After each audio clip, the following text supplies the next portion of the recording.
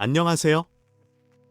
오늘은 윤석열 대통령의 구속기간 연장 기각과 관련된 변호인단의 반응이 과연 타당한지 분석해 보겠습니다. 이 사건은 단순한 법적 이슈를 넘어 정치적 사회적으로도 큰 논란을 일으키고 있습니다. 지금부터 차분히 하나씩 짚어보겠습니다.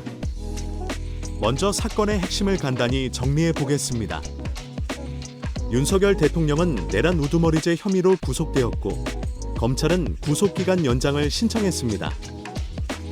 그러나 서울중앙지방법원은 두 차례에 걸쳐 구속기간 연장을 불허했습니다. 법원은 공수처법에 따라 검찰의 추가 수사가 불필요하다고 판단했죠. 이에 대해 윤 대통령 측 변호인단은 법원의 결정을 졸바른 판단으로 환영하며 검찰과 공수처를 강하게 비판했습니다. 변호인단은 다음과 같은 주장을 내놓았습니다. 법원의 결정이 공수처법 26조에 따른 적법한 판단이라고 주장했습니다. 검찰의 보안 수사는 근거가 없으며 구속 연장 불허는 사법부의 마지막 자존심이라고 표현했습니다.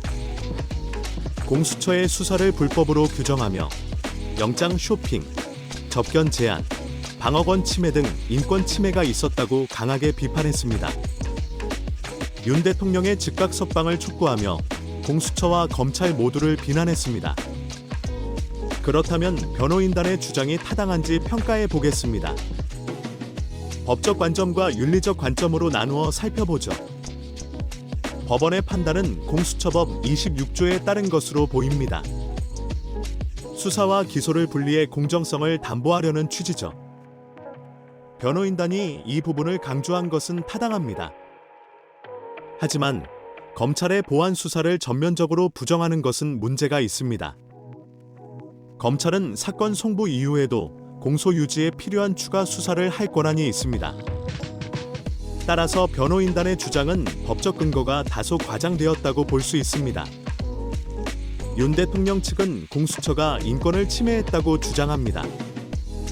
접견 제한과 서신 금지는 인권 침해 소지가 있을 수 있습니다.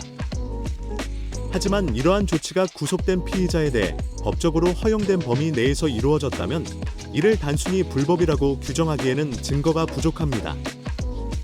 변호인단의 주장은 법적 논리뿐 아니라 정치적 메시지가 강하게 담겨 있습니다. 특히 사법부의 마지막 자존심이나 공수처의 불법과 같은 표현은 법적 판단보다 지지층 결집과 정치적 프레임을 강화하려는 의도가 엿보입니다.